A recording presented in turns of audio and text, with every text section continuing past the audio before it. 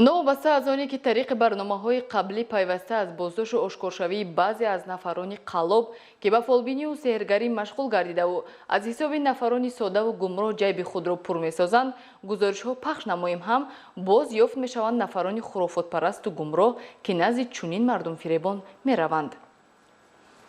амалҳои хурофотпарастона ба мисли сеҳру ҷоду ва фолбинӣ ки содиркунандагони он шаҳрвандони бесаводу гумроҳ бештар занонро ба доми фиреб мекашанд, кирдори зиддиқонунӣ ба ҳисоб рафта дар ин самт ҷавобгарӣ маъмурӣ ва ҳатто ҷиноятӣ пешбинӣ гардидааст.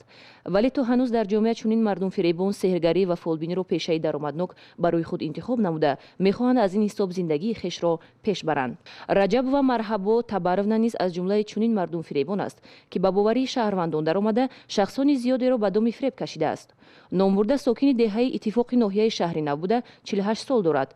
Раҷабова Марҳабо ғайриқонунӣ гӯё ба табибӣ дар асл ба сеҳру ҷоду, фолбинӣ, қайтарма ва оби дам додан машғул шуда, шаҳрвандонро дар манзили истиқоматиаш қабул намуда, бар ивази амалҳои мардумфиребонааш аз мизоҷон маблағҳои пулӣ талаб карда ба даст овардааст. таассуфовар он аст ки Раҷабова Марҳабо ба шаҳрвандон кафолат медиҳад ки бо роҳи сеҳру ҷоду наздикони онҳоро ки гирифтори бемориҳои рӯҳӣ, асаб, сутунмуҳра, дил, гурда, фишорбаландӣ мебошанд, шифо мебахшад. бархе шаҳрвандони зудбовар ба ин номбурда бовар намуда, ҷои муроҷиат намудан ба беморхона ба хонаи ӯ рафта маблағҳои пулии худро беҳуда сарф карданд. кормандони шӯъбаи минтақавии мубориза зидди ҷиноятҳои муташаккил дар гурӯҳи ноҳияи Ҳиссор, раёсати мубориза зидди ҷиноятҳои муташаккили вазорати корҳои дохилӣ ҳангоми амалинамоии чорабиниҳои оперативи ҷустуҷӯӣ шаҳрванд Раҷабова Марҳаборо боздошт намуда, фаъолияти ғайриқонунӣ ва фиребгаронаи ӯро ошкор сохтанд. вобаста ба ҳолати ҷой дошта нисбати номбурда бо дастрасии моддаи 482 кодекси ҳуқуқвайронкунии маъмурии ҷумҳурии Тоҷикистон парвандаи ҳуқуқвайронкунии маъмурӣ оғоз карда шудааст.